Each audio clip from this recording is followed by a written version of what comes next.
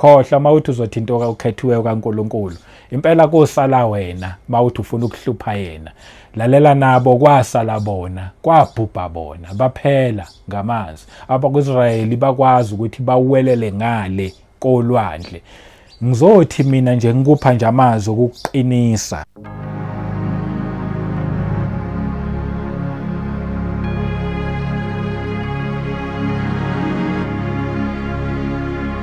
Welcome once again kwiKota2 Media. Igama lami ngumduduzi kwaKashabangu. Angibingelela umoya ongcwele khona phakathi kwethu. Kuumusa, kuuthando lwenkosi nje ukuthi silokhu sahlangana ukuzokhuluma lezi indaba ezimnandi ezithinta umuntu kanye noNkulunkulu. Ngiphinde ngibingelela abangcwele kwindawo zonke la kufinyelela khona le message. Mhlawumbe yaqala ukuhlangana nale channel. Ngizothi mina ungasashintshi ungayindawo la ekhaya sikhuluma indaba ezimnandi ezithinta umuntu kanye noNkulunkulu. Siyanibingelela nje nonke, siphinde sibonge ngokuthi niya-subscribe ukukhulisa le channel nokulike nokukhomenta kahle. Siyanibonga nje bazalwane nakuma-channel members, siyanibonga nge-support. Sibonge futhi ngayo yonke nje support eniyilethayo bazalwane nangemikhuleko. Inkosi inigcine inibusise nonke.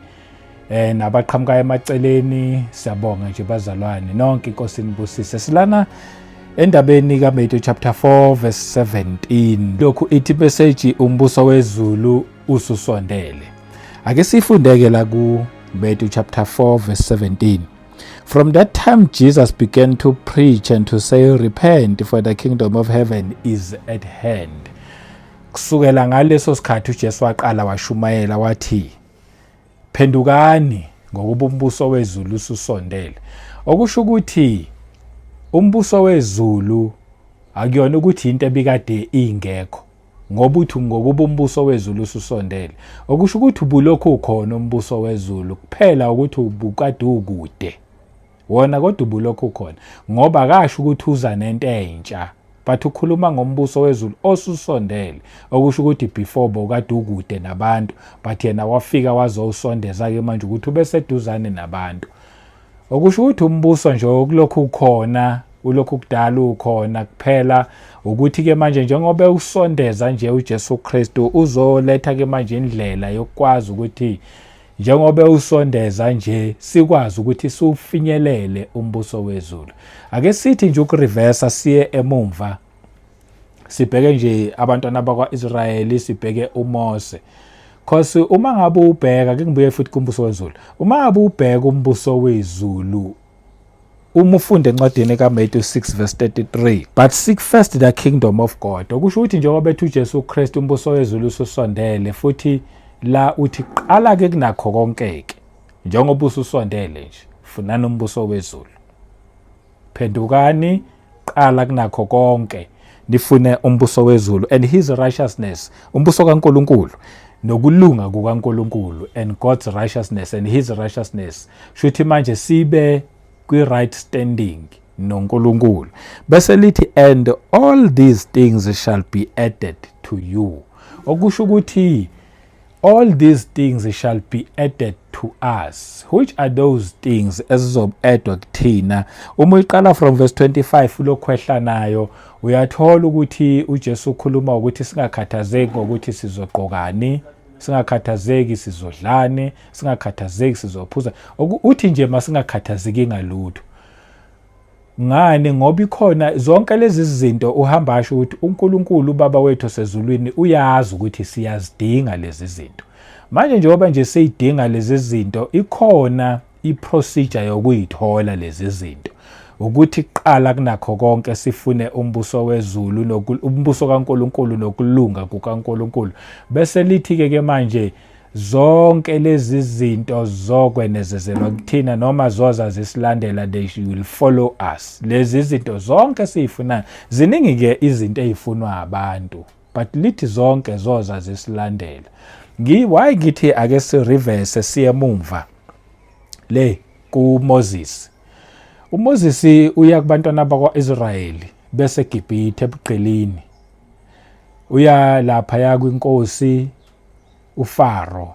Uthi ngizolanda abantwana bakwaIsrayeli ngoba uNkulunkulu uyabafuna ubafuna kwizwe labo lesethembiso. And uyaya kubantwana bakwaIsrayeli ukuthi ngizonikhipha la. uNkulunkulu usibekele izwe, kunelizwe ayelithembisile kokhokho bethu phambilini uAbraham. Lelizwe leli uNkulunkulu uthi masiye kulona. uNkulunkulu uzwile isikhalo senu kulelizwe lobugqila. Njengoba ezwile nje isikhalo senu kulelizwe lobugqila, uthi ke manje uNkulunkulu nginibekele okuhle kulelizwe lesethembiso. Lelizwe lesethembiso ngendlela elihle ngakhona linoju nobisi. Okusho ukuthi linakho konke okudingwa abantwana bakwaIsrayeli uma bephuma ebugqilini. Okufanele ukuthi bakwenzeka abantwana bakwaIsrayeli, kwafanele ukuthi ke manje uma uFaro esebadedela, ngoba kwaze kwafika la uFaro esebadedela khona, ngoba omubi akanamandla empilweni kanoma ngabe yimuphi umuntu. Omubi angazama ukukubambezela ukuthi ungamthatha uJesu abe inkosi nomsindisi wokuphila kwakho, angazama ngakho konke okusemandleni akhe, but ekugcineni kuwina uNkulunkulu uma ngabe lowo muntu efuna ukuphelela, efuna futhi ukuthatha uJesu abe inkosi nomsindisi, ngoba uNkulunkulu wasinqobela konke. So nje uFaro, Egypt, abantwana bakwaIsrayeli bayi-example yento enhle eyayenziwa nguJesu Kristu, right? Usiyamthola-ke uFaro ekugcineni ebadedela abantwana bakwaIsrayeli, ngoba khona ekugcineni kwakho konke uSathane kwafanele ukuthi abadedele abantwana bakaNkulunkulu, bese beyikhethela-ke abantwana bakaNkulunkulu ukuthi bamthatha yini uJesu noma bamthathi. NoFaro kwafanele ukuthi agcine badedelile abantwana bakwaIsrayeli. Ngempela wabadedela, baphuma bahamba.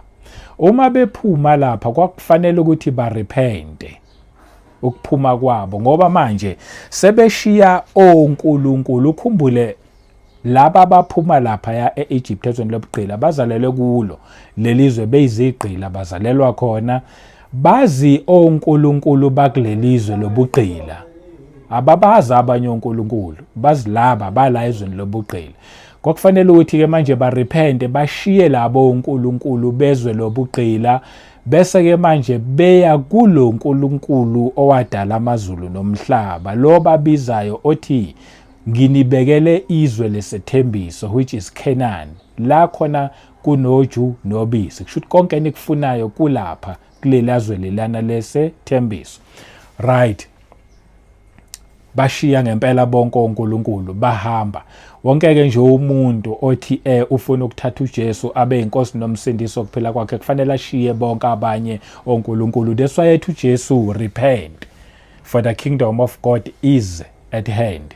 Kubiza ukuthi umuntu arepente, kusho ukuthi ashiye labo onkulunkulu asebajwayele. Mhlawumbe uzalelwe konkulunkulu abanye nawo baziyo, baningi konkulunkulu abakhona abakhonzwayo. Wazwena ukuthi mhlawumbe abantu bakini abangasekho bakugadile, bakuprotectile, kuningi nje okuwo uNkulunkulu. Abanye bazi ukuthi uNkulunkulu yimithi, kuningi nje, but kuwo uNkulunkulu zonke lezi zinto lezi okungesiyena uNkulunkulu ophilayo sezulwini, nazo ziba wonkulunkulu uma ngabe umuntu eyithemba ukuthi ziyamgada, ziyamprotecta, zimupha futhi zamnikeza lokho umuntu asuke kudinga ngaleso sikhathi. Ziphenduka zibe wonkulunkulu lezo zinto. Mayethi uJesu masiphenduke, kusho ukuthi masibaflathele bonke labo onkulunkulu, sibashiye, bese ke manje sibheka kuJesu Kristu oyinkosi nomsindisi wokuphila kwethu.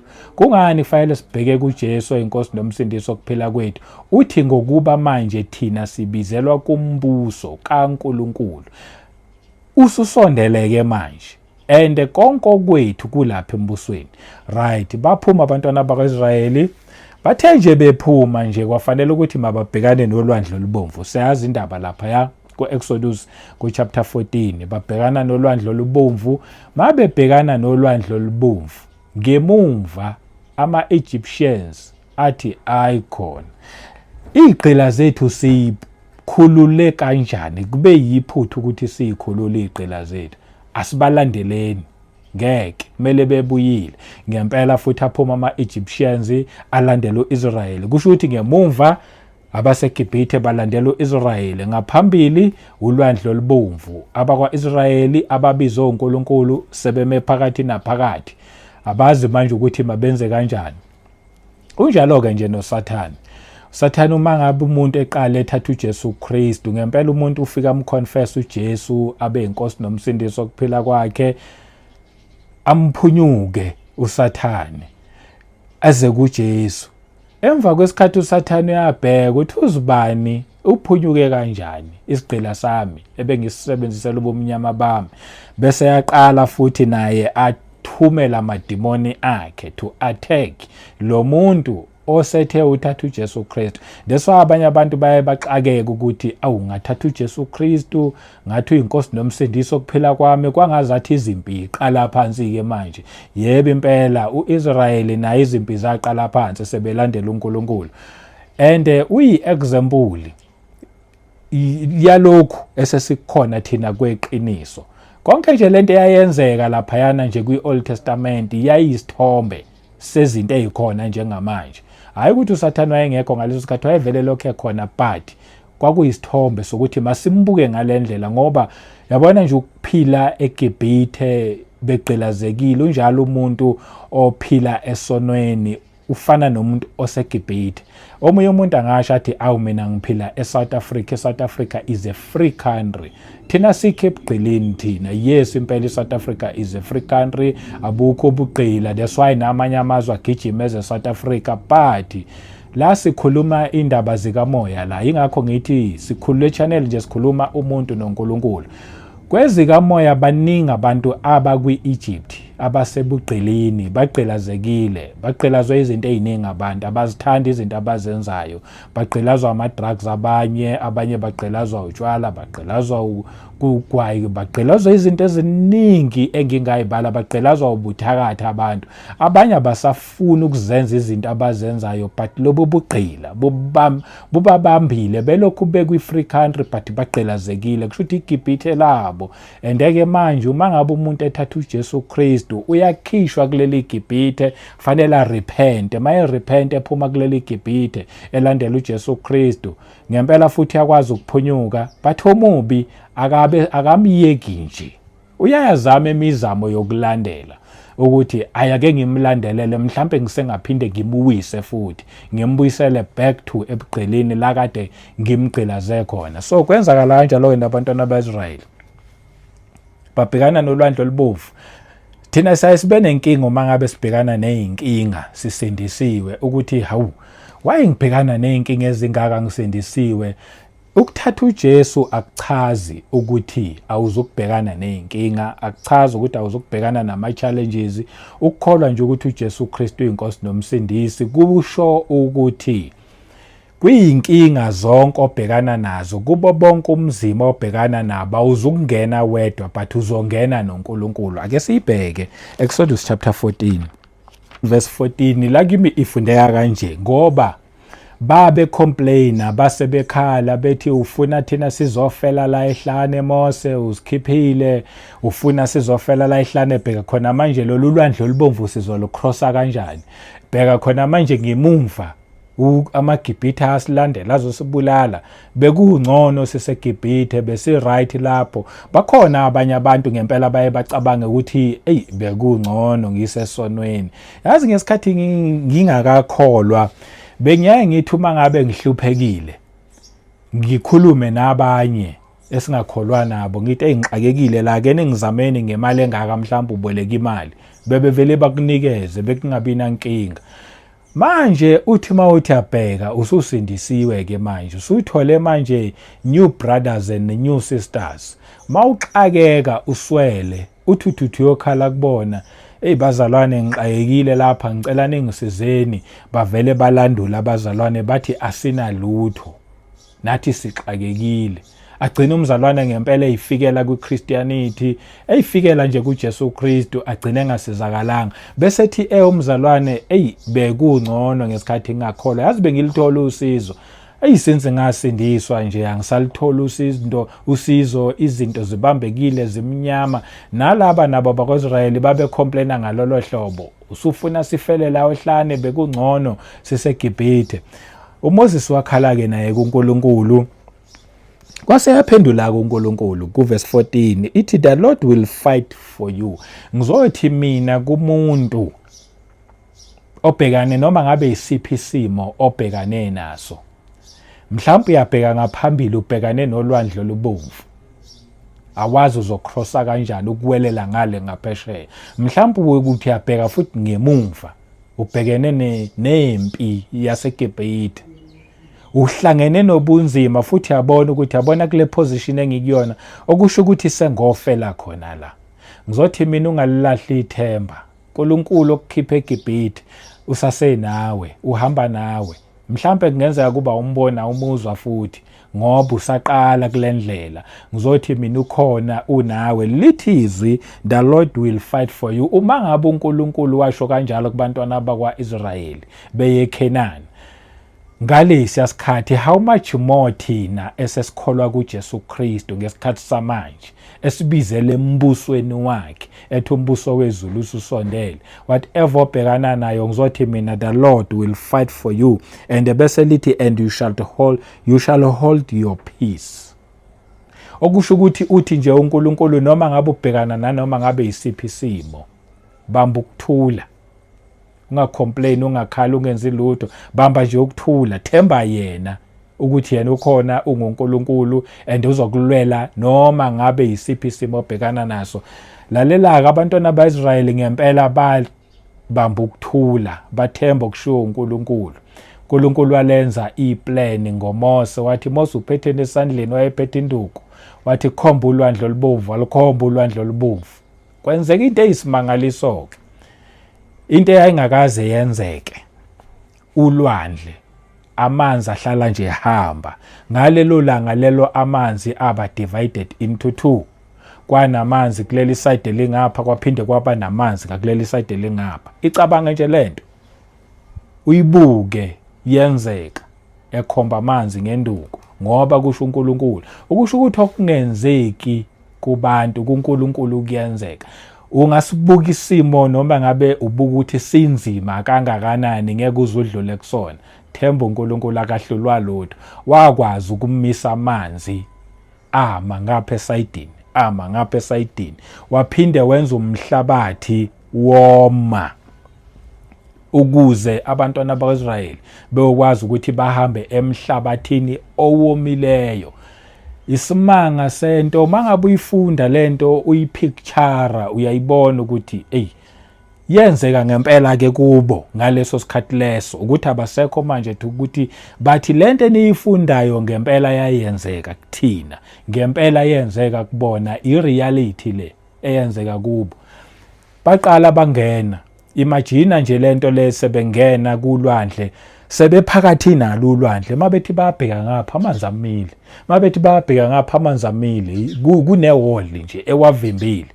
Lapha bayakhona nje kuvulekile indlela. Kwakuyisimangaliso nje sento uNkulunkulu uma ngabe umethemba umfuna uNkulunkulu. Lezi imangaliso lezi ayiphelanga ngalesi sikhathi, usazenza even na today. Nguye izolo, nguye namhlanje, nguye ngonaphakade, akashintshi. Usase uNkulunkulu lo wahamba nabantwana baIsrayeli, nathi usahamba nathi. Lalela-ke isitha sasilandela ngemumva. Njengoba sasilandela nje isitha ngemumva, okusho ukuthi naso safike saqala sathi kuma. Sathi hayibo amanzi amile, singakaze siyibone le. Amanzi ame ngapha. Laba bangena phakathi nolwandle bahambe emhlabathini omileyo. Kodwa ke ngoba isitha sasifuna laba bakwaIsrayeli, saqhubeka naso sathi ayikusho ukuthi nathi singangena, asibalandeleni. Bangena ngempela, bangena baphelela. Kuthe abakwaIsrayeli sebewelele ngale bonke, wathi uNkulunkulu Mose khomba lolu lwandle. Ngale nduku oyiphethe ngempela futhi walikhomba ulwandle. Amanzi abuya ehlangana. Athe amanzi uma ngabe buya ehlangana, bonke laba baseGibhithe ababelapho, yonke impi eyayigijimisa uIsrayeli yaphela, yamuka namanzi. Babhekana nje nobunzima ngoba even ney'nqola zabo zaqala zakhumuka amasondo, kwenzakala nje yonke into to prove ukuthi ngeke uzumthinte okhethiweyo okaNkulunkulu. Khohlwa mawuthi uzothinta okhethiweyo kaNkulunkulu, impela kosala wena mawuthi ufuna ukuhlupha yena.